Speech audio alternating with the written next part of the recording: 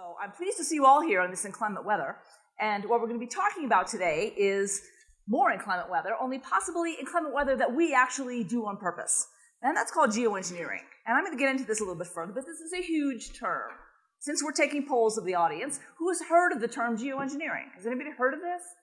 Okay, about half the audience. That's pretty good. That's usually more than most hands I get. But what we're going to talk about today is these particular kinds of technologies that we can use to manipulate the climate. And there's a whole range of these technologies, but we have to be very careful as to how we implement these, or even if we implement these. Now, I know that a lot of people who work on climate are scientists. That's great. We need more climate scientists. But not too many people will look at the political and economic and ethical and moral ramifications of climate change and what we do to combat it. Now, I'm not a climate scientist. I'm a political scientist. I specialize in international relations and global environmental issues as they relate to security. So when I hear about global technologies like geoengineering, this rings my bell. So how did we get ourselves into this problem? How did we get to the point right now where atmospheric carbon dioxide is at the highest concentration it's ever been in human history? I think it's at 412 or 413 parts per million. When we started the Industrial Revolution, it was at 280.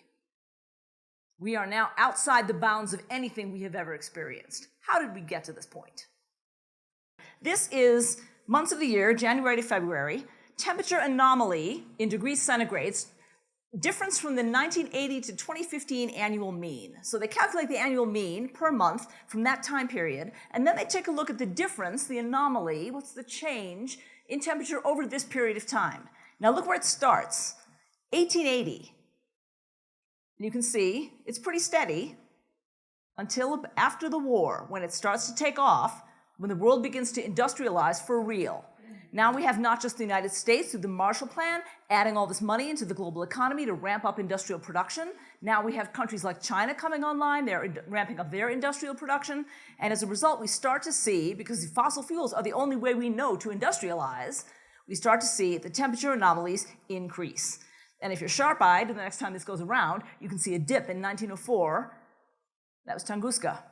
When the meteor hit in Siberia, you can see a dip, right down, like that, just for 1 year. That's relevant because the Tunguska blast lowered global temperature for a year, and that's not dissimilar to what we're trying to do with global engineering, or one of the technologies that we have at our disposal. Now, 2016 and 2017 were the hottest years ever recorded. 2018 came a little bit under that. We don't know yet where 2019 is going to go. But since we've been keeping temperature records since 1880, the temperature has gone up and up and up. Now, this came from NASA, and I looked for a more updated version. There wasn't one. But you can imagine where it would have gone. That's August 2016. We are well above anything we've ever seen before. And the Paris Climate Agreement that we signed in 2015 and that President Donald Trump withdrew the United States from in 2017 does not contain enough pledges from all the countries in the world to get us to where we need to go. So we're using all the tools of international law at our disposal, and we are still not where we need to be. I'll let this run one more time here, because this is actually kind of cool. Cool but creepy. I don't know if that's a thing. All right. Climate change mitigation regime. Now, I love this photo. This was taken after the failed Copenhagen summit. And this is in Canada, outside the Parliament building in Ottawa, and Greenpeace Canada spelled out climate fail with LED lights on the lawn. So these cars on the road here are probably Mounties coming to get them. But they were trying to send a message to the world that what the governments failed to do in Copenhagen is going to have global ramifications, and that governments cannot continue to be so cavalier in their obligations towards the rest of the world. Now, the reason that these summits keep failing is that we have two views on the responsibility of climate. The developing states will say, you developed world, you got rich using your fossil fuels. You made yourself wealthy, you made yourself powerful, and now you have good lives. You have no right to prevent us from doing the same.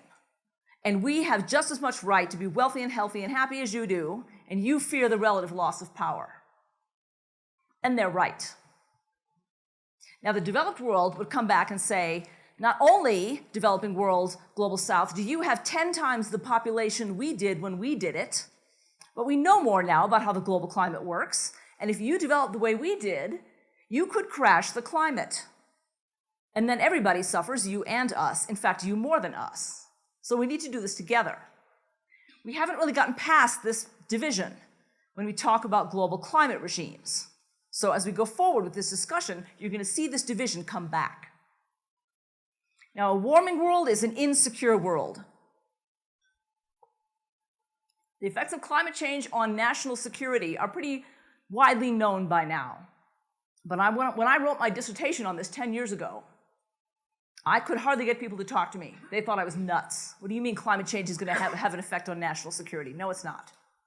And I went through all the ways that it could, and they still were skeptical. But it's kind of a Pyrrhic victory for me, because it's true, unfortunately. The melting Arctic, water shortages, food insecurity, global public health challenges, expanding disease vectors, the increasing number of refugees fleeing climate problems, and IDPs, meaning internally displaced persons. These are refugees who have not crossed a border, so legally they're not refugees. All of these things are going to be increasing in ways that we can't predict. We have an idea what might happen. It's not a very good basis for policy. And an increase in what we call stability ops, the military would call this stability ops, or for those people who used to be in the military, OOTW, operations other than war, providing aid, evacuating civilians, dealing with refugees, providing aid for public health disasters. That's going to be more and more of what the military is going to do under a globally warmed world. This can mean, in various ways, a possible loss of military readiness. If we had another day and a half, I could talk about that for you. Security decision-making. If we start facing some of these threats, and they become much more urgent than they've been so far, because the pace of climate change is increasing. When security is threatened, security decision-making gets foreshortened. We throw money at a problem, we stand up a new agency like TSA. Think about what happened after 9/11. We shut down all the air traffic. We stood up a new government agency. Suddenly you had to strip naked to get on a plane. It was ridiculous. You had to give up your nail clippers at the airport. All of that stuff, we didn't even consider, is it a good idea? The Patriot Act was rammed through Congress. We didn't stop to think, is this a good idea? It was a security threat, and we handled it, and we thought we'd handled it. So the reason I'm concerned about this is that if climate change becomes a problem, which we know it will, then if we see it as a threat, we're going to start making rash decisions. But you can't just quickly draw carbon dioxide out of the atmosphere. You can't quickly mitigate global warming. What can we do quickly? We can apply certain kinds of technology. Now, here's 3 definitions of geoengineering. I'm not going to read them to you, because you can read faster than I can talk. But they all have a common element, which is purposeful manipulation of the climate. It sounds like science fiction, and up until now, it has been. But ladies and gentlemen, we can do it. Now, speaking from the international relations point of view, this is what makes it relevant to the World Affairs Council. How do you restrain a sovereign state? This is what got me interested in this. Because if we have these technologies, you don't just apply it over your territory. You're applying it globally. Maybe it's slow acting, maybe it's fast acting, but it's not as though you can section off your part of the climate, right? This air above us might be American airspace, but it's not American atmosphere. So we can't take some action that's going to just corral the benefits into the United States. It's going to go everywhere. But that's not how we base our system of international relations. We rest everything on this principle of sovereignty. Ecologically, though, there's no such thing as a sovereign nation. So these 2 ideas going head-to-head against each other really got me thinking, how would we deal with global climate problems in a world that respects only sovereignty at the international level?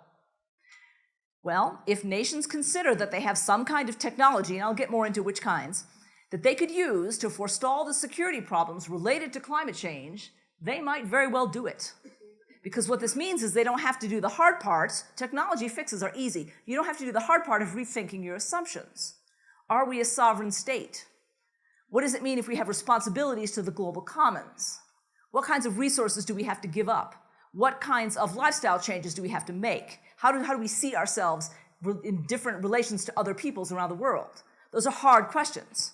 And our government doesn't want to deal with them. So instead, we have a technological fix we'll apply. Oh, that's much more comfortable. Yeah. So we have a number of climate and security concerns.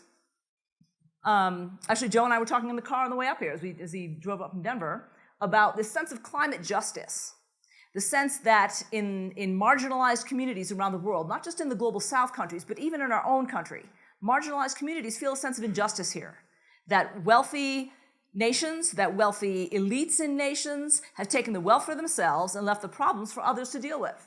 We're bringing the benefit into the future, and we're bringing the future benefit into the present and pushing off the present problems into the future.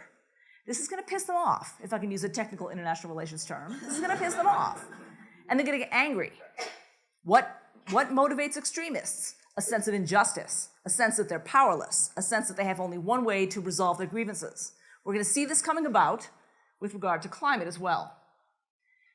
In an anarchic world, and what I mean by this is that we have no world government, we have global governance, we have UN and various other agencies that attempt to get states to work together, but that's not a global government. There's no international body that tells states they must do this or that. Geoengineering is going to be an increasingly likely option. We don't want to have to stop driving our Hummers. We'll just spray some sulfur into the atmosphere instead. So when I talk about technologies, what particular kinds of technologies am I talking about? The term geoengineering covers a range of technologies, but there's two main functions of these technologies. Number one, solar radiation management. Now, this is a fancy way of saying we're going to bounce sunlight back out of the atmosphere before it has a chance to reach the Earth's surface. There's various ways to do this. I'll talk about them in a minute. The second way is called carbon dioxide removal, and this is where we just try to grab carbon straight out of the air. And there's various ways to do that. Many of these technologies are land-based, so that would fall under the laws of any given country. So if we had big carbon dioxide sucking machines down in Denver, that would be part of the United States law, so we could govern that as Americans. But there's three that are what are called deployable from the global commons, commons-based geoengineering. That is sulfur aerosol dispersal. That means basically creating the results of an artificial volcanic eruption. It's an artificial volcano without the actual volcano. So there's a plane, and it's spewing sulfur dioxide particles into the atmosphere.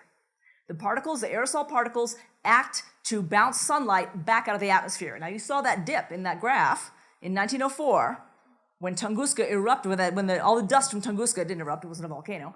All that went up into the atmosphere, and it bounced the sunlight out of the atmosphere, and it cooled the entire planet for about a year. The same thing happened after Mount Pinatubo. The same thing happened after Mount St. Helens to a lesser degree. The same thing has happened after every volcano that we've noticed. A volcanic eruption results in global cooling because of all that soot in the atmosphere keeps the sunlight out. Well, what if we didn't have the volcano? Could we still do the soot? The answer is yes, and it's called sulfur aerosol dispersal. Just spew it out with a plane. The second way is called marine-based cloud brightening, and this is an artist's rendering of a ship that would be roboting around the ocean. It's unmanned, and it's sucking up seawater, and it's spraying it out those jets in a very, very fine mist. Now, clouds also bounce sunlight out of the atmosphere. Basically, we're making more clouds. We're making them thicker. We don't know what that's going to do to weather patterns, but it would keep the sunlight out. The last way that I'm referring to is called carbon dioxide removal, ocean iron fertilization.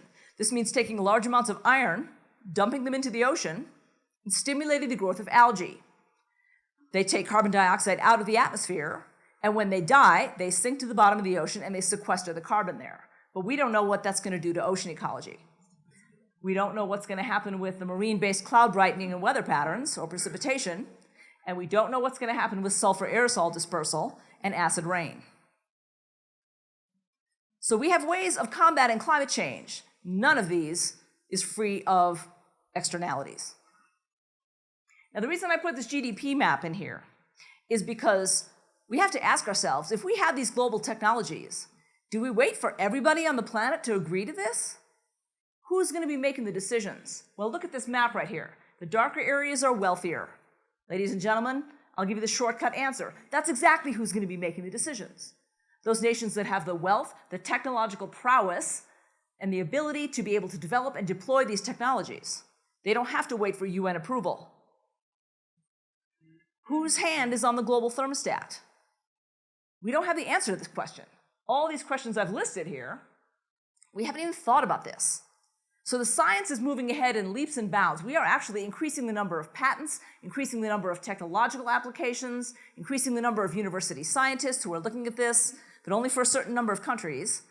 The money going into this, coming from the Gates Foundation and other places, they're interested in this.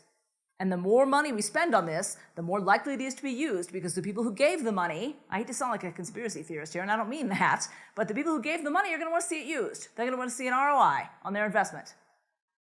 So these are exactly who's going to be making these decisions, who's going to be answering these questions. And who even is going to decide this? Why does it have to be a government to begin with? Why not the UN? Why not an NGO? Why not Greenpeace? What about a corporation? How about Microsoft? Bill Gates put a lot of money into this. He might decide he wants to make the decision. Why doesn't the Pope make the decision? I'll make the decision. I don't know. I mean, it could be any one of us. The point is we don't know who's going to do it because we've never been able to do it before. All right? So what kinds of guidance can we get from international law?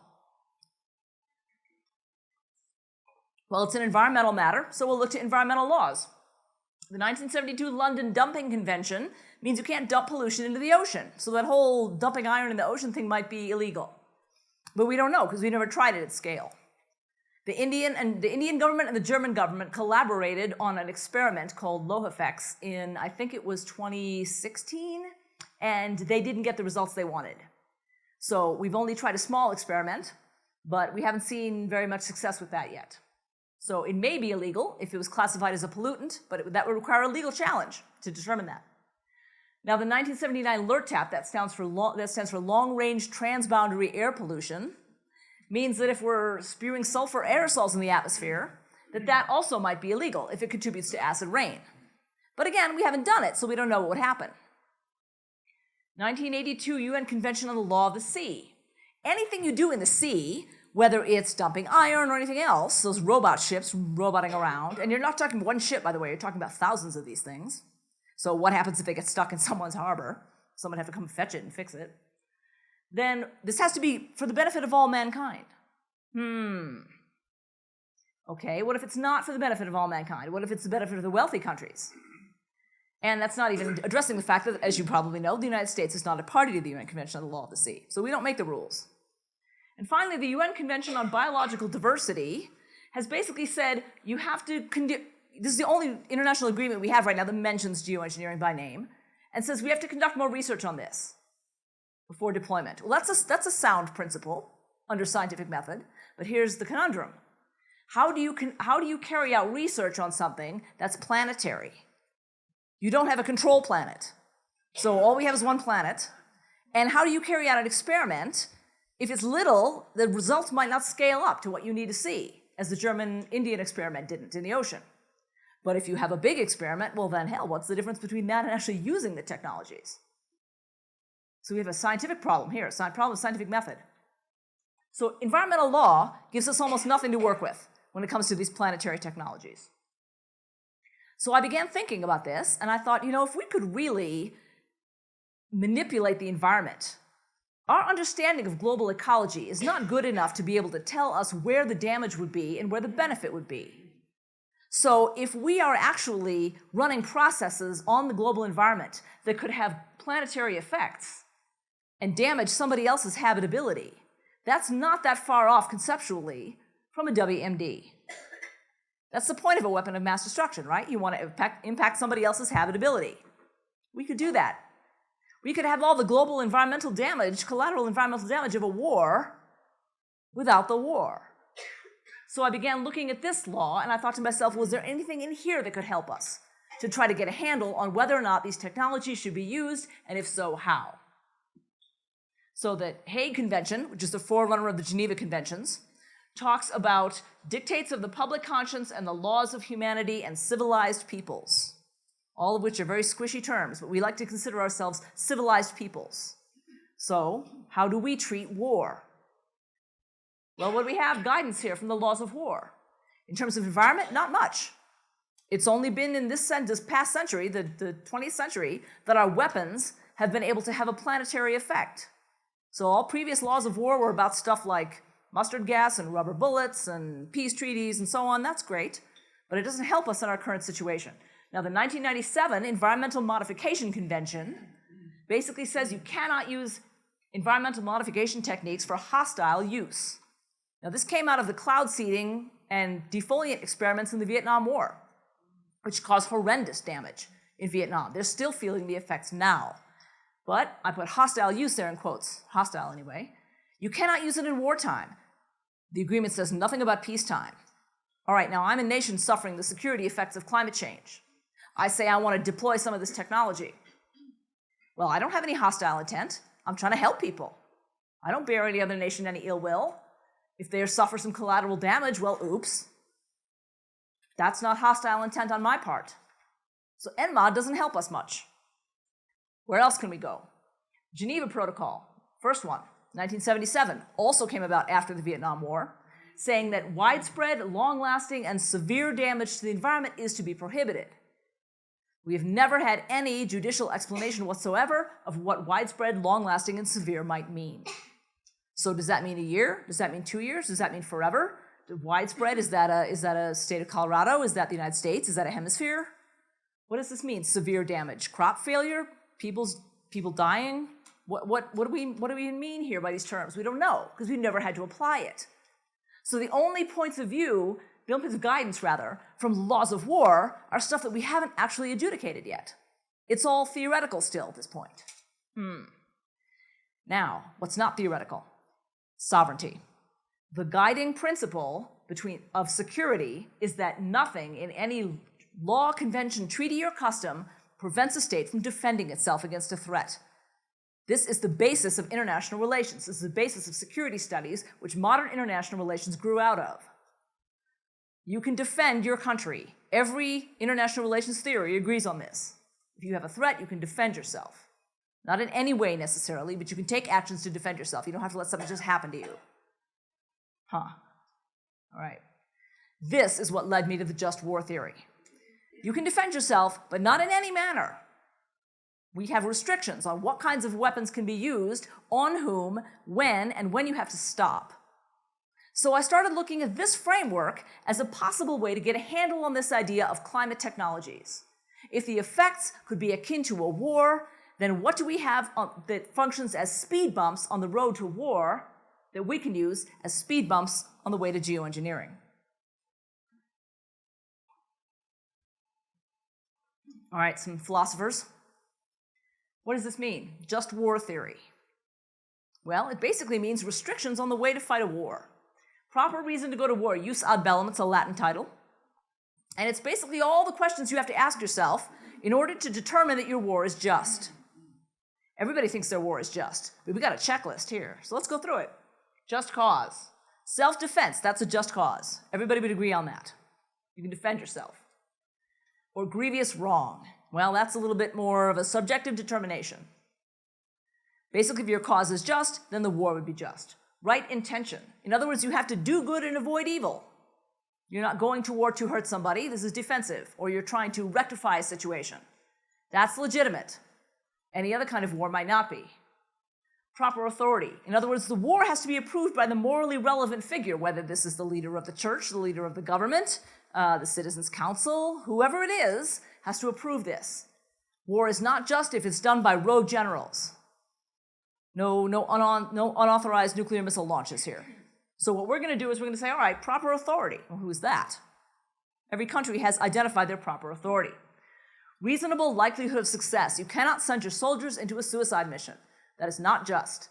You have to have a reasonable likelihood that you will succeed in your aims. Otherwise, it is not a just war.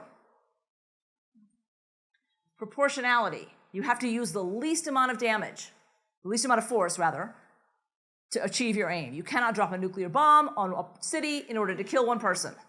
That is not proportional. When you've reached your objective, you have to stop. You don't keep fighting. Last resort. You have to try everything else before war.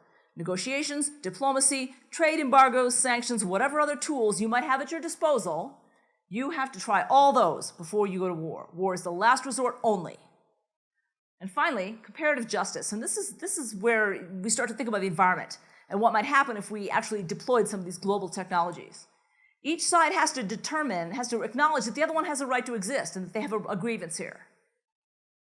If you put all these together and you assess your conflict in the light of all of these factors, maybe you could determine that your war is just. Otherwise, no. Now, this dates well back into the middle of the 15th century for these kinds of arguments. They show up in various forms. Thomas Aquinas, Hugo Grotius, Samuel Pufendorf, Immanuel Kant, thinkers going all the way back to the early days of the church have considered, what does it mean to fight a just war? These are some of the modern distillations of those same philosophical principles. Now, it's not enough to just go to war. You have to fight war in the proper way. Proportionality. Again, you have to use the minimum amount of force. You can't go in with an overwhelming force. If you're trying to take a harbor, you can't blitzkrieg the whole country. Discrimination. You cannot target non-combatants. We've seen violations of this law in Yemen, in Somalia, in Syria. We keep seeing these same things happening again and again. Non-combatants are not to be targeted. Now, this is when I usually ask my IR students, who are non-combatants? And they usually spit out most of the usual suspects. Environmentally, it's a little bit harder to determine what non-combatants means. But in a conflict, you cannot target non-combatants. You have to take all reasonable measures. Now, they do suffer collateral damage. And this is dependent on the judgment of the commander in the field. Whether he or she is using proportional justice, whether or not they are practicing discrimination, all of this is adjudicated on a case-by-case basis.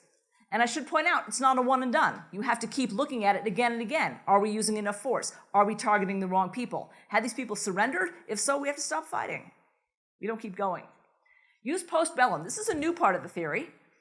The right way to end a war. As soon as the objective is achieved, you stop fighting. You don't keep fighting a war because you have some new technology you want to test out, or you have 6 months left on your soldiers' contract, so you want to get the most out of them, or you want to send a message to this other nation over there, don't mess with us. No.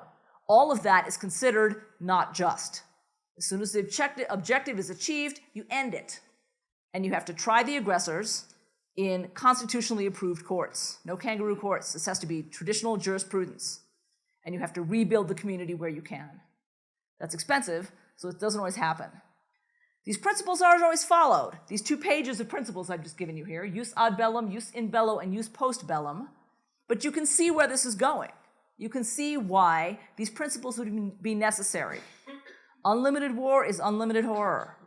And these principles, however inexactly they're applied, have prevented a lot of atrocities that might have happened otherwise.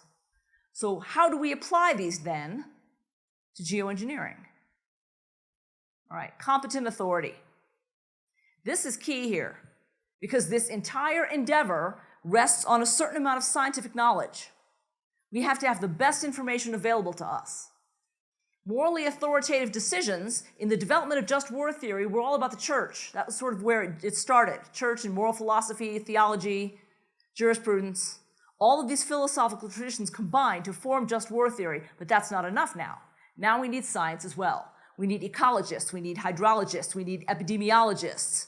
We need all kinds of scientists in all kinds of fields to add their weight to any kind of determination as to whether or not geoengineering is just. So we have scientific authority playing a necessary role. Also, we have other actors that are not considered to be sovereign states, NGOs, corporations, even individuals. The Pope put out an encyclical on climate change about 3 years ago. That was kind of new and surprising, because he doesn't usually weigh in on stuff like that. He has a Twitter account. This is a side point. He has a Twitter account. I think it has 20 million followers. And he tweets out stuff like, God's love is infinite. You know, that's what you expect the Pope to tweet, right? But he put out this encyclical on climate change, talking about how the Earth was our inheritance. You don't have to be Catholic to understand the moral weight of a document put out by the Pope. So he has authority that you and I don't have as a figure of soft power. His opinion is relevant here. Rogue actors excluded. I think it was 2012, off the coast of British Columbia, that a rogue geoengineer by the name of Russ George attempted to carry out one of those ocean iron dumping experiments. He said that the government of British Columbia was okay with it, and that he'd been hired by a native tribe to do this, to restore their salmon fishery. So he takes his boat out, and he starts dumping iron in the ocean. Well, the government of British Columbia was not okay with it. And so they grabbed him and arrested him. But he was a rogue geoengineer. All right, so this is disallowed under this theory. If we apply the idea of competent authority, This doesn't include people making their own decisions. Proportionality. I like this cartoon. The hedgehog is screaming at the guy. Proportionality. What does this mean for geoengineering? The ecological good has to outweigh the ecological bad. Again, it's not a one and done. You have to reassess this. But if we are in fact trying to prevent deaths by heat stroke, increasing disease vectors, floods, droughts, storms, loss of food security, large numbers of refugees, then we have to consider whatever we do to the climate, we're trying to prevent worse. And we have to keep this in mind. It's called the principle of double effect. We have to keep that in mind. This is complicated by all of the scientific unknowns that are inherent in determining the application of a planetary technology. What's the scope? How long does it last? Who is it affecting? Can we stop it if we have to? And ladies and gentlemen, that's a problem, because some of the technologies might be able to stop on a dime, others can't. Others have to run through a number of cycles before they wind down. Some of them, like that sulfur dioxide experiment with a plane in the air, boy, if we do that, you have to keep doing it. If you don't cut greenhouse gas emissions at the same time, and that's the one thing we haven't been able to do, if you don't do that at the same time as you're spewing sulfur in the air, then what happens if you stop spewing sulfur? The temperature's going to spike because the greenhouse gas concentration is much greater. And all of a sudden, the sunlight's coming back. Boom, it's going to get real hot, real fast. That's called the termination effect. And that's a problem. That's something that's a shock to the ecosystem that we might not recover from. All right, all of these things are against the moving target of a change in climate.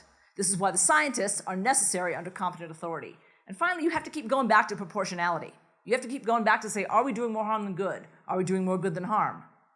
If that equation changes, you've got to stop it. And finally, discrimination. Now, this was a bit hard to conceptualize, the idea of non-combatants in the environment. There's nobody that's separate from the environment. There's nobody that's not a part of this conflict, if you could call it a conflict. But I divided it up this way.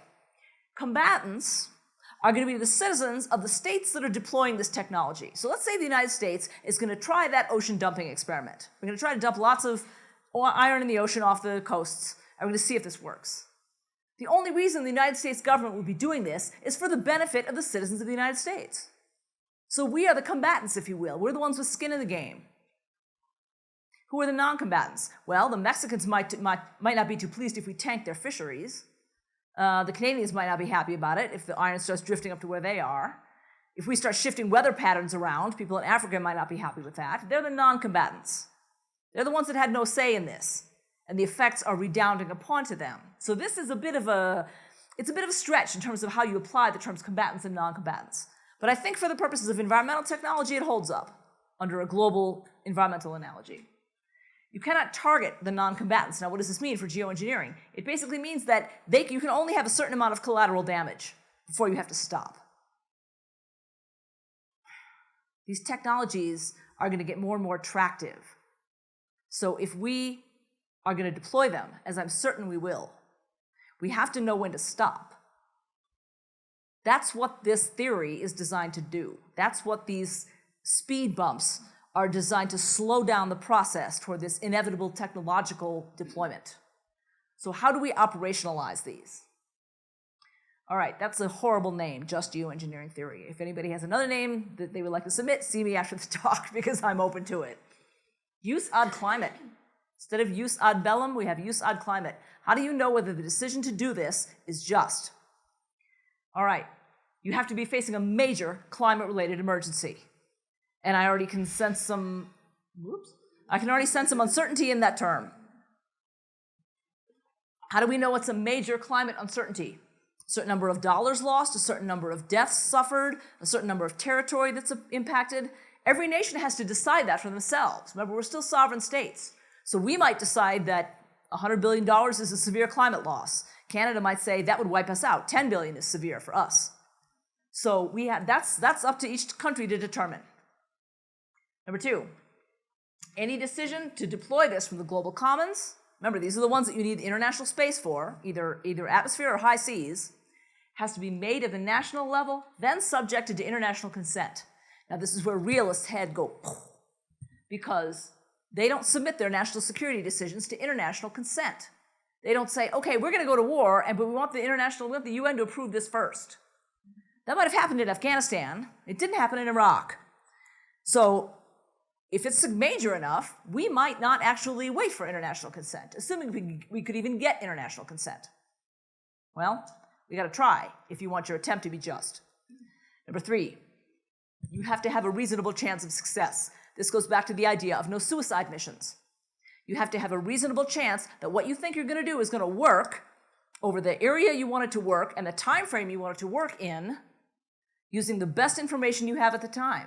If you make a good faith effort to put the best scientific knowledge to work, that could be just. Otherwise, no. And number 4, the double effect principle comes back all the time. You have to intend only the good and not the bad. And the good has to outweigh the bad, or you have to wave off. If you go through this checklist and you pass all these criteria, okay, your attempt might be considered just. So you start doing it. You start those little ships rolling around, you start spewing sulfur in the atmosphere, you start dumping iron in the ocean. Use in climate. This is the proper way to do geoengineering. Again, we don't know this because we've never tried it. The method chosen has to be the least environmentally harmful time in that necessary time frame. This again comes back to the idea of scientific information.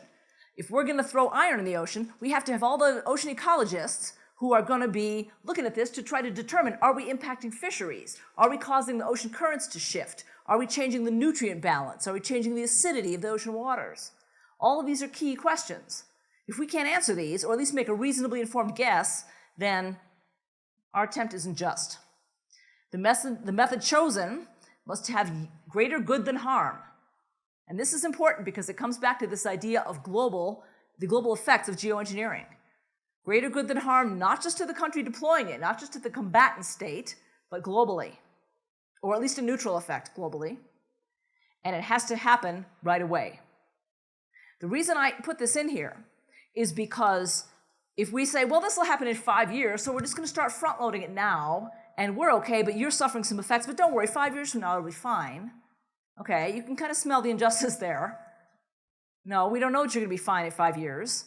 And that might be a cover for profit-seeking or experimentation. Again, it's the idea of keeping the war going on longer than it should. If you can't achieve your objective, stop. And finally, if you don't get your job done, you have to stop it. All right? Now think back to all those foundations and universities and corporations and perhaps governments who sunk a lot of money into geoengineering. They're going to want to see some ROI. They're going to say, well, just let it go a little bit longer. Just run it for 5 years. Okay, it didn't work there. Try it over here instead. No, that would not be just. Who would oversee this? I'm making a lot of demands here on the world community, standing here in Golden, Colorado. Who's going to oversee this? All right, well, my slide isn't in there, but I will tell you who's going to oversee this. We're going to have to think of a new international body.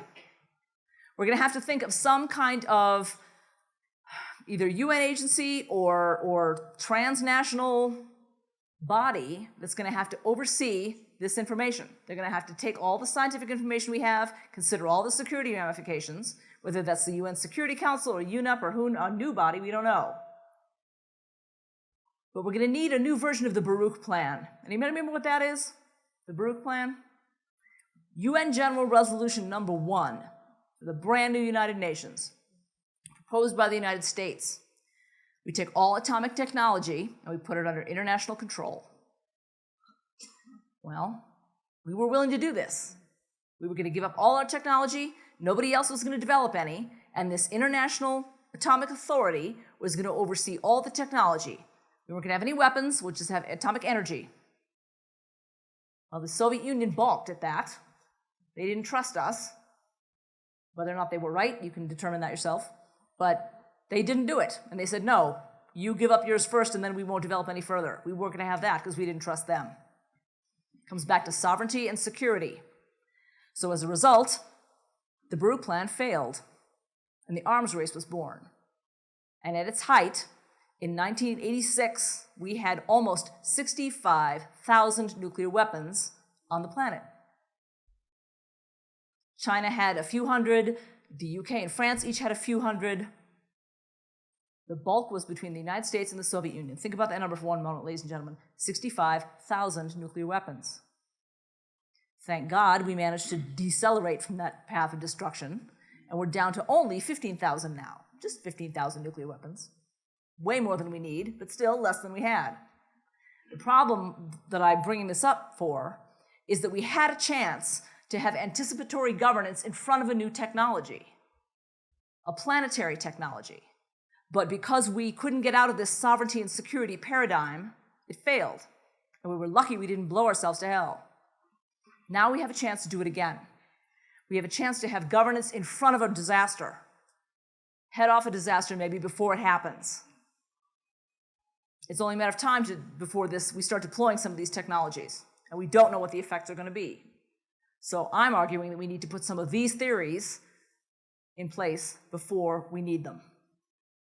So thank you very much, ladies and gentlemen. I would be happy to answer any questions you have. What's that picture on the screen? This is it's an artist's conception of, for lack of a better term, a giant CO2 sucking machine. What this would do is pull the air through these big turbines, pull out the CO2 chemically, and try to sequester some of it out of the atmosphere. You would need tens of thousands of these things in order to have a measurable effect. And you wouldn't see an effect on the global climate for decades. But it's a start. And it's not likely to mess with the global climate. It's not likely to mess with global ecosystems. So this is a land-based kind of technology. I thought it was cool. This is a land-based technology that would be governed under the laws of whatever state it's situated in. But it's slow acting. And then you have the carbon dioxide that you've sequestered in these filters. What do you do with it? Do you bury it in the ground like nuclear waste? Do you try to reprocess it into something? What do you do with it? So we have to consider that as well. But this is one of the more benign technologies we have at our disposal. The next question is in the center. Yes. I hate to sound so argumentative, but if we couldn't do anything globally about nuclear weapons, and we weren't able to do anything about climate change, what makes you think we'll do anything about geoengineering? Well, we might not. That's not an argumentative question at all. That's a very clear-headed question. I'm kind of pessimistic after listening to you. Fair enough. Fair enough. No, it's not that we couldn't do anything about it. It's just that will we have the international resolve to do anything about it? Go back to nuclear weapons for the moment, because this was the exemplar that I was drawing from. We considered that the Baruch plan failed. But we have other regimes that didn't fail. We have all kinds of arms control agreements governing not only nuclear weapons, but other agreements, biological, chemical weapons, test ban treaties, and so on. Those and nuclear-free zones, those have worked. We haven't had a nuclear explosion anywhere in the world, other than test explosions. We haven't had one fired in a war since 1945. It was partly luck. Definitely, it was partly luck. No, I agree with you there. Luck was a big part of it. But there was also some hard work and diplomacy behind it. And I think that was key. It wasn't that the whole regime was a failure, that our anticipatory governance was a failure. But we started to catch up with stuff later. I mean, remember, the test ban treaty came about because we started finding radioactive isotopes in the environment far from the explosions. And we said, this stuff drifts around the world. So instead of forbidding them, basically, we said, okay, no more testing. So now we test models in computers.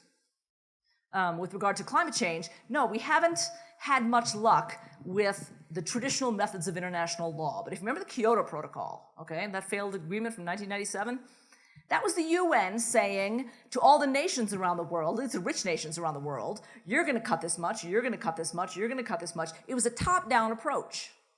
And the developing nations didn't have to do anything. The idea was that they'd be brought in at a later time, after they developed. So the developed nations balked at this top-down approach. Don't you be telling us what to do, UN. We're going to do our own thing. We're Americans. We hate people telling us what to do. So we're not going to do this. But Paris was different. They learned from their Kyoto failure, and they said, okay, you, nations of the world, everybody, tell us what you're going to do. You can see the problem. You've read the IPCC reports. You know what's going to happen. Your own scientists are telling you what's going to happen or what's likely to happen. So you give your plans to us, and we'll compile them in a big plan, a big overall plot of what's going to happen. That's what the Paris Agreement is. All the nations around the world came together and said, I'm India, I'll do this. I'm Russia, I'll do this. I'm the United States, I'm the UK, I'm the Maldives, I'm whatever nation, every single one around the world came together and said, here's our plan to combat climate change. It was a start. It didn't get us all the way there, but it was a start. and the other nations around the world are still in it. Who is out?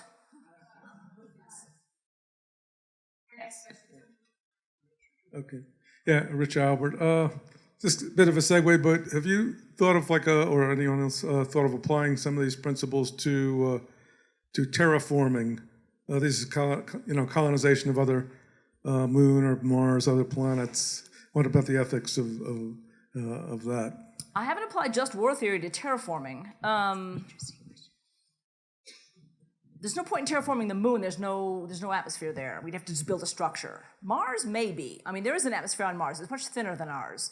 But one of the terraforming, actually, that's funny that you mentioned that, one of the terraforming methods that's been proposed for Mars is that we burn a lot of carbon dioxide up there. That basically we basically have our own greenhouse effect up there to try to hold in more heat. All right, well, that might not solve the oxygen problem, but if we ended up doing that, then we would have to consider, are we having an effect on the Martian ecosystem? This is a bit farther from where I wanted to go, but all right, let's go down this path for a moment. Are there any life forms? We don't know that. If it's just a hunk of rock, maybe we don't have the ethical concerns. But if we developed life on Mars, all right, remember the Star Trek Prime Directive? Okay? If there's life there, you can't mess with it.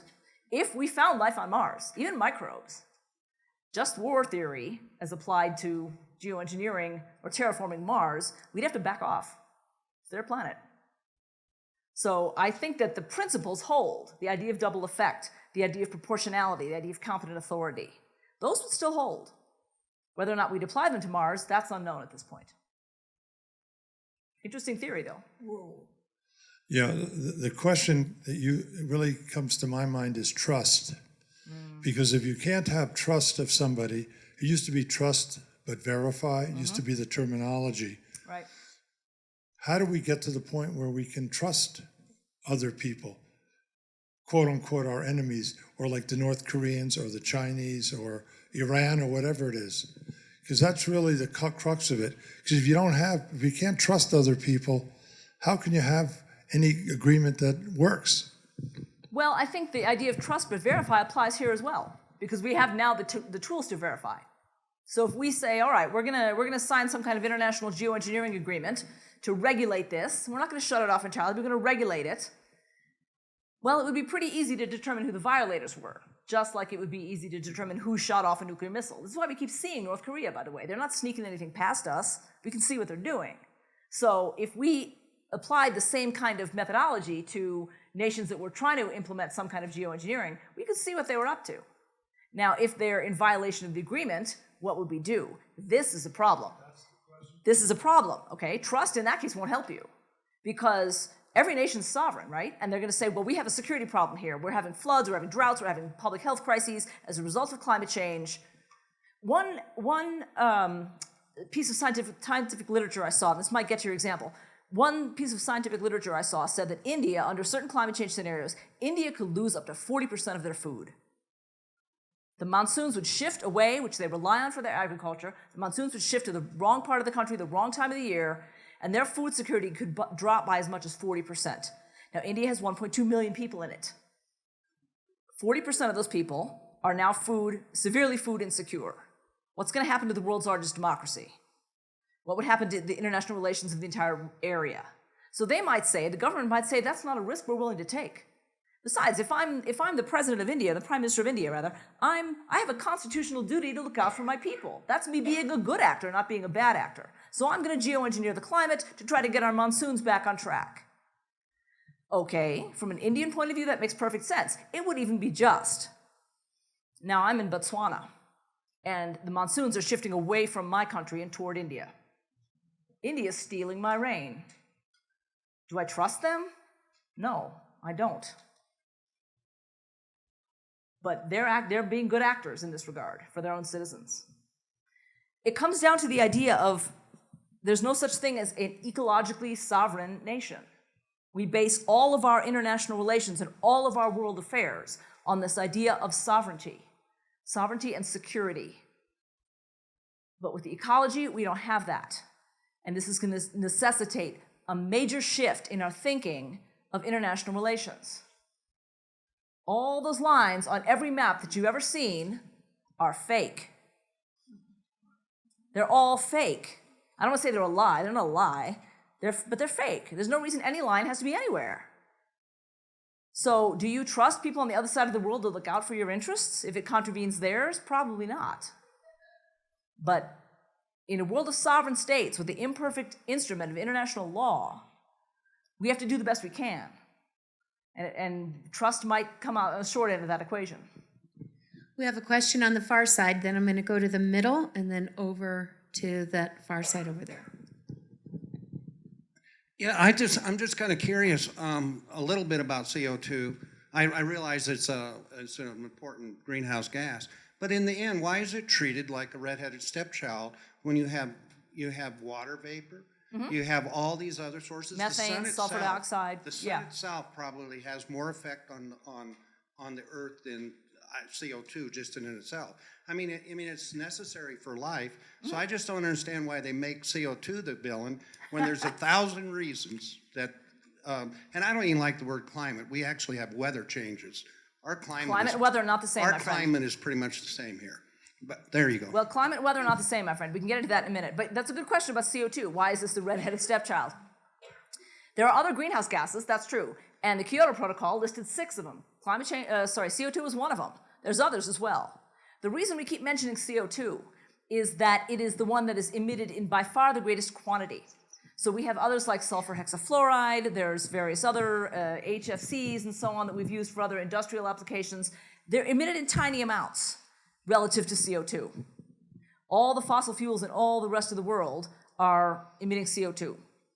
So when you talk about world development, you're talking about CO2 emissions. There are natural sources of CO2, forest fires and volcanic eruptions, just as like there are natural sources of methanes and sulfur dioxides and so on. But the human fingerprint in climate change is clear now. And the IPCC, the last report has stated this is unequivocal at this point. We can see that we have an impact here. There's no way to account for what we've seen. Remember that temperature anomaly graph I showed you in the beginning? There's no way to account for that unless you include what humans are doing.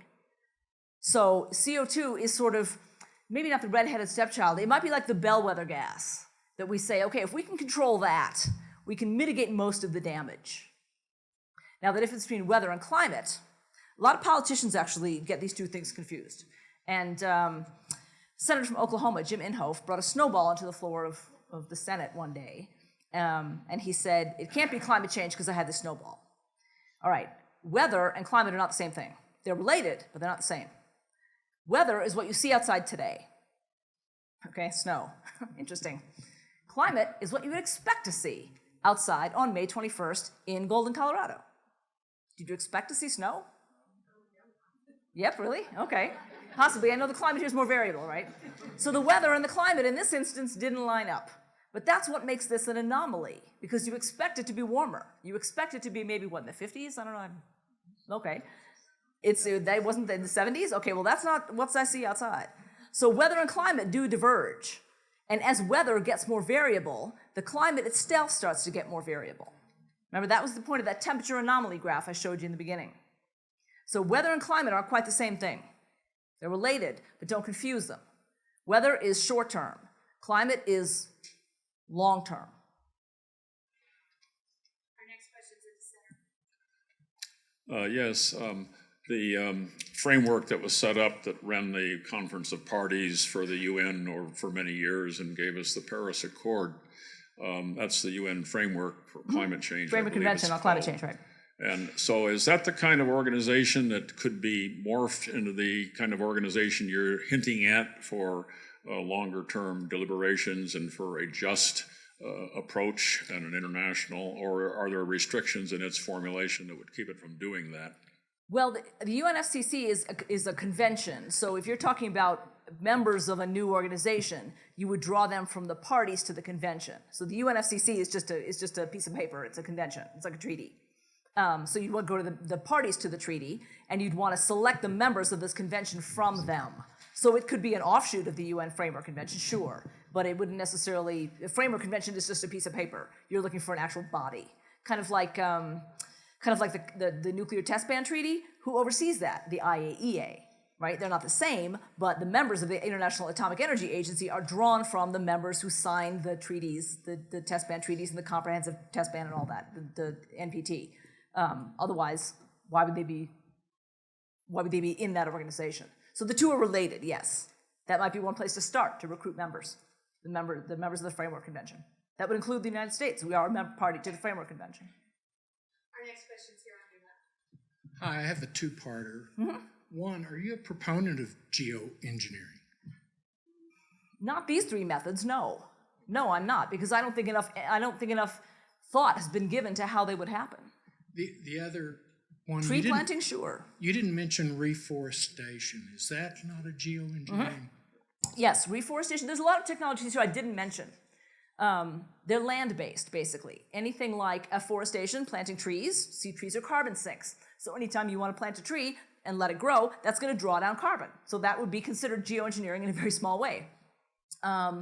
Weathering, basically. You're reacting carbon dioxide with minerals to produce rocks. Rockification, I call it. But that kind of thing. These giant CO2 sucking machines, okay? This is fine. If somebody wants to build this and run it and power it and let it run for a decade, awesome. I don't know where they're going to put the stuff, but that's low rent, right? This is easy to do compared to the other ones. It's the ones that are deployed from the commons that give me pause, because anybody can just mess with the planet on that scale, and we haven't given a minute's worth of thought to what the ramifications would be. This stuff is easier. Sucking carbon dioxide out. Yep. It doesn't put oxygen back. No, so it's not as good as a tree, right? But so if you want to plant some trees, okay, it's not just a matter of a couple trees. You're going to need millions of acres of trees. Sounds great, except that where is that? What land are we going to use for that? Okay, well, we have arable land you can put trees on, except that's being used for food production right now. Well, let's see. The world population is growing, and we need to feed these people. Not to mention, as countries get richer, we eat higher up in the food chain. So then you have grain being grown to feed cows, which we then eat the cows, and so on. So, you run into a land problem basically. If you plant lots of trees, that's a great thing to do. It provides all kind of benefits. It's wildlife habitat, soil stabilization, climate stabilization, puts O2 back into the atmosphere. The problem there is, how do we do it on what land do we use for this, basically? How do we do it in such scale that it's going to make a difference? We'd be taking land out of food production to leave the trees there. And as long as you leave the trees there, that's fine. When you cut them down, the benefit is lost. But I'm all for tree planting, yes. Absolutely. We're just going to need millions of trees. We're on the opposite side. Hi. Good, a woman.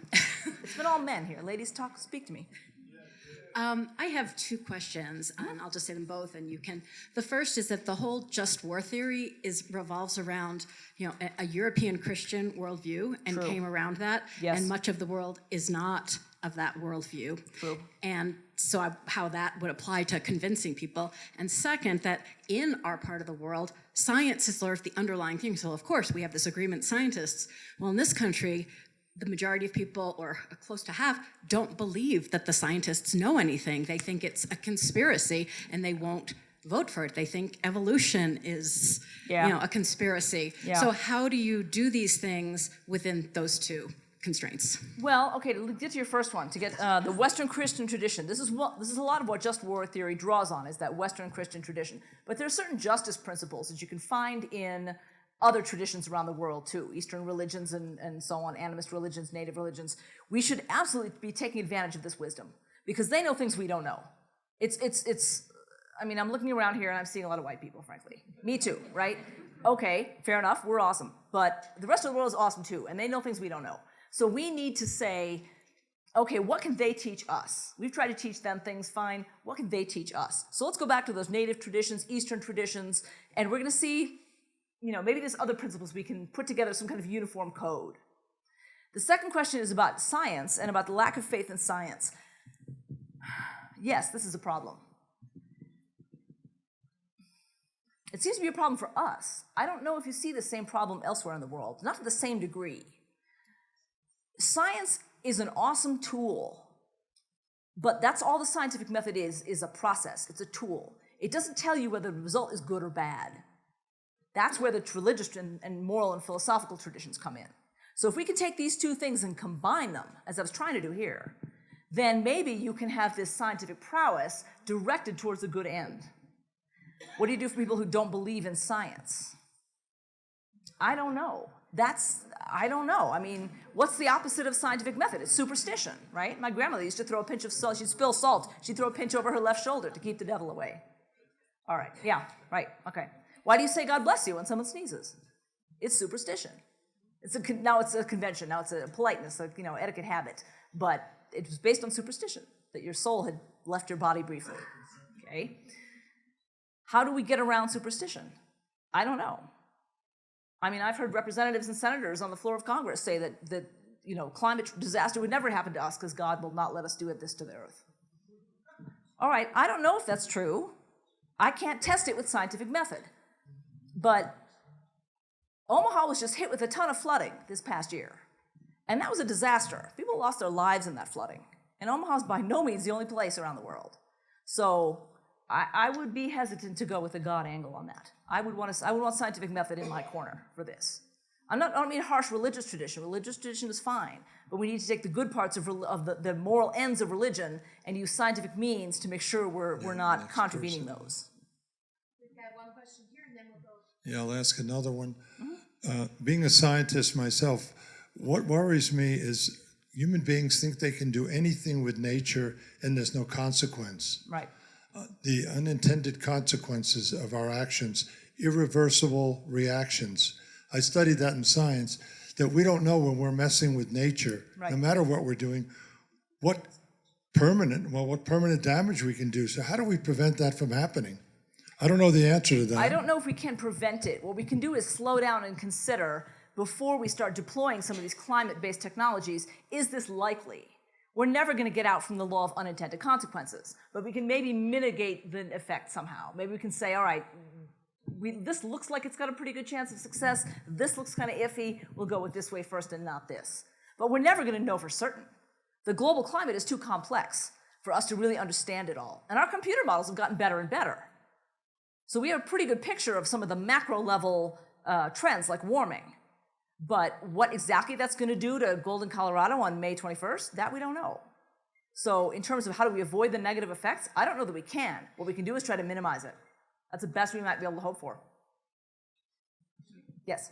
Yeah. Do you think that one way to address the religion versus the scientific issue might be to say, God gave us brains, and he expects us to use them. Okay. I mean, that is the gift that we've been given.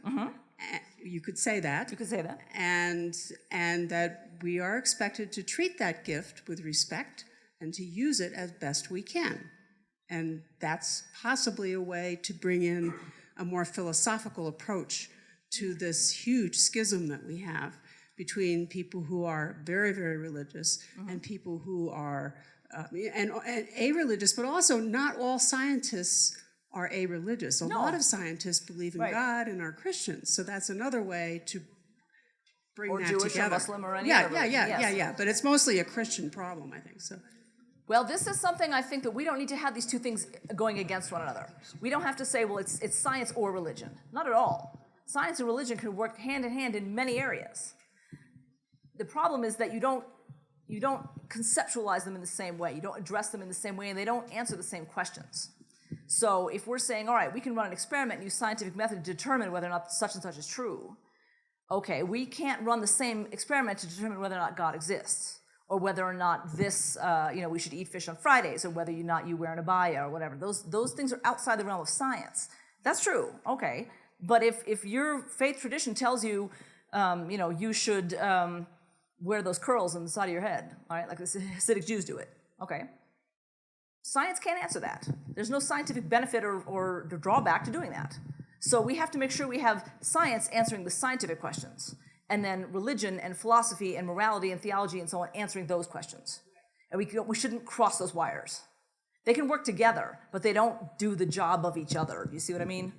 We shouldn't be applying scientific method. We can't apply scientific method to questions of religion, and we shouldn't be applying religious thinking to questions of technology and science. They can inform one another, but they don't substitute. Yes. I'm pleased to see so many questions. I didn't want to pursue the religious discussion, but Genesis is a wonderful scientific explanation of the development of this planet. It is done in hypothetical terms. It wasn't done in 7 days, 5 days. But the actual process of genesis is just like the world was created that we know. It didn't mention the Big Bang, but the aftermath of that was there. So, pardon? Well, we had an acidic mess that, right, okay, all right. But it does do a good job. Anybody else? I think we've got another question over there, and we've got time for a couple more, so thank you for the lively discussion.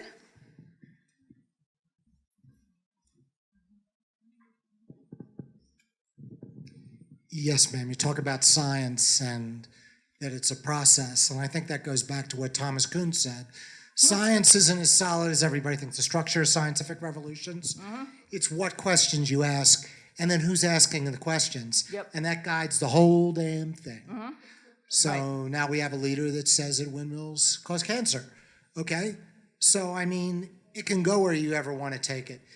Well, but, there, but if he says this, he's got to provide evidence for this. He just can't say that and have that be a scientifically accepted conclusion. My response to that is, yeah, right. Well, but no, the second thing is you did mention, you touched on the periphery when you were, like with two of the three geoengineering angles. One was, putting sulfur out there, into the atmosphere, which of course we all know about acid rain. And then the other thing was shooting water up there and creating more clouds. But then my concern, and it's what I call the P word, and you haven't mentioned it, plankton. 70% of the oxygen in the atmosphere for us to have 20.8% of the atmosphere being oxygen for animals to survive, if they breathe, is from plankton. And my concern would be in talking about that. I know it's something that we would have to measure and touch upon by putting iron in the air, in the water, in the oceans, or shooting water up into the air with the airification or whatever you call it. What impact that would have on plankton.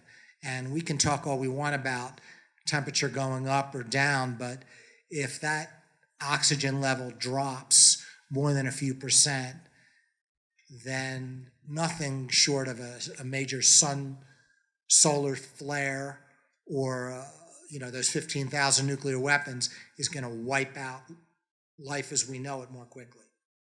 that might very well be true. I don't have an opinion on plankton, but I think that if ocean biologists are looking at this, if this ocean iron fertilization is something we might actually start trying, they're going to have to start considering the effects on all kinds of ocean life, plankton key among them. So this is the kind of thing where presumably, again, competent scientific authority, somebody will have considered this question before we start doing it. And if we haven't considered that question, we shouldn't be doing it. Right. Other questions? I think we've got a question over on this far side here, just getting over to the right. There we are. Thank you.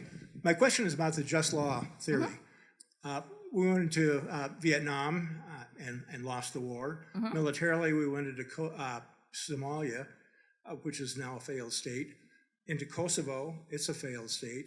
Into Bosnia, it's now a failed state. Into Afghanistan, it's a failed state. Into Iraq, it's a failed state. I'm sensing a pattern here. Into Libya, it's a failed state. Why do you think that applying the just war principles will produce better results? Because I would argue that we did not, in fact, apply just war principles in most of those conflicts that you just mentioned. We didn't do what we said we would do. Now, we have rules of engagement. The U.S. military has rules of engagement. And we apply these as the best we can. But that doesn't stop the decision makers from saying, we need to go into Afghanistan, we need to go into Libya, we need to go into Somalia, and so on and so forth. Those were not driven by consideration of just war principles, or half of those conflicts in any real consideration of U.S. vital interests. Those were periphery wars. So some of those were wars of choice. We weren't considering just war theory. And I think if we started looking at the principles behind just war theory and applied them to the global environment, consistently and conscientiously, we're going to have more luck. Thank you. Do we have another question? Thanks. We've got one in the back.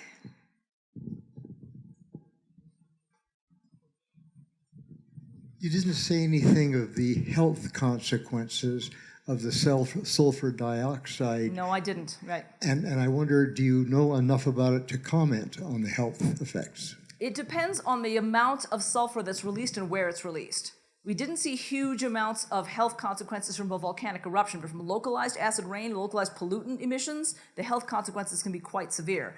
I'm getting a lot of questions about, you didn't mention this or that. Ladies and gentlemen, we'd be here next Tuesday if I was talking about everything that's touched on this, okay? I know that, right? So I had to kind of bound the presentation in some way. But that's a good question. You're right. There's all kinds of things that we have to think about. Again, I'm getting back to this idea of competent authority and the idea of damage versus benefit and how you weigh these things. So if we start applying some kind of geoengineering technology in the United States and it makes people in Peru sick, what's the cost benefit there, right? We're coming out ahead, but the Peruvians are not. If we just looked at it from a point of view of sovereignty, then we wouldn't even hesitate. Of course we'd do it. Our own citizens are going to benefit, like that India-Botswana example. But if we're making people around the world sick from our own actions, and this is hypothetical, we don't know this would happen, but if it did, what mechanism do we have to consider? Should we be doing this in the first place, and how do we stop it? That's what this theory is designed to get to. This is what I was trying to do when I thought of this was the underlying reasoning behind the creation of some kind of international agency, or even if we don't get to the agency, national governments and what they would consider, to ask themselves some eye-opening questions before they started considering these kinds of technologies, before they actually deployed it. Remember I said under security paradigms, decision-making is foreshortened. That's exactly what we can't do. We have to have anticipatory governance in place in front of this regime before we start making fast decisions that have global ramifications. I'm saving the last question. Oh, we've got another question. So I'll let you answer. I'll have you answer my question, and then this one will be the last question. So we know you have authored over 20 books, articles, book chapters on the subject. Some of our members have researched a little bit about you and looked at some. They do that, and but not all of them have read about your recent publications. And since we are all avid readers, what would you suggest for those that want to go deeper and for more information? What could they read? Well, if you want the background into this, I published an article in 2018 in Strategic Studies Quarterly called The New Security Framework for Geoengineering. A co-author of mine and I wrote this in much greater detail than I was able to present in this presentation here for you. So if you want the background on this particularly, that is where you'll find it. And I can send the link to the Joe. And you can pass it around if you want to. I don't know if it's behind a paywall. But in terms of some of the larger environmental questions, I mean, there's a lot of literature right now that's coming out from authors of all kinds. I don't want to just talk about what I wrote, but authors of all kinds now are beginning to ask themselves some of these larger questions. The problem with grappling with these global environmental problems is that it seems like it's so far off. It seems like it's not going to happen for maybe decades. And so as a result, we have more important problems to deal with. North Korea is launching nuclear war, and they're launching missiles that could reach the United States. Yes, it's a problem, but it doesn't mean we can't look at this problem. And so we tend to be focused on the short-term stuff. I'm trying to recommend some good environmental writers. People like Bill McKibben, for example. People like Paul Hawken in Blessed Unrest. That was a really interesting book. He talks about all the citizens groups, like Citizens Climate Lobby. I was speaking with someone about the Citizens Climate Lobby. Groups all around the world that are working on progressive environmental and social issues in aid of sustainability. That's really what this comes down to. We like living on Earth, presumably. How do we sustain that so that future generations can live on Earth as well as we do? There's all kinds of questions we have to answer there. And I can draw you up a reading list if you like. Off the top of my head, I don't want to start talking book titles, but I can pull together some a short reading list and send it on. There's a lot of good reading to be done about this, and I'm glad to know that you guys are curious about this. Our last question of the night. I am presuming you've had this conversation or presentation to people with a lot more influence than we have, politicians, military people. What kind of response do you get? Not this presentation. What I've done is a climate security presentation where I get into a lot more of the ramifications of climate change on national security from the U.S. point of view. And I was just actually in my congressman's office talking to his staff about this. They were very interested in this in the local Omaha office, and they want me to give the briefing to the office in Washington. The congressman wasn't there because he was in D.C. It was in the middle of the week. But he understands this. Now, as I was talking to Joe on the way up, Colorado's a little bit more fortunate. You have a governor that understands climate and that it might be an issue. In Nebraska, our governor, both of our senators, and 2 of our 3 congresspeople are climate deniers. Yeah. The one that is not, I'll name them all for you if you want. The one that is not is our representative in Omaha. Nebraska's 2nd district, Don Bacon, is our representative. He knows he represents a purple district. It went for Obama the last time, and we had a Democratic representative that unseated the previous incumbent, who he then unseated. So it flips back and forth, the seat does. So he's not one of the climate deniers. So that might be some road of influence there, is our local representative. One of our senators, who will be running again in 2020, is a former university president. So he should understand about academic inquiry. Now, I don't know if this impacts his voting behavior, but I'm willing to come to his office and talk to him about it. I've talked to them already about climate and security. So I'm willing to come and give this presentation to them as well. The problem is congressional staff. See, I had you guys trapped in here for an hour, right? Congressional staffs are in and out all the time. And getting an hour of a congressman's time, forget it. Congressman, congresswoman, a representative or senator, getting an hour of their time, forget it. And that's if they want to listen to you. Most of the people in Nebraska, most of the elected representatives in Nebraska, not interested. So we have a bit of uphill pushing to do. But we're poised to do that in Omaha. We have a sustainability initiative. We've been talking about some of these global environmental problems, and the students are very interested. So I think you're going to see, as the students graduate, become citizens and consumers and voters, you're going to see this Republican Party in Nebraska shift. It's going to have to. I want to thank everyone for your very interesting questions and comments.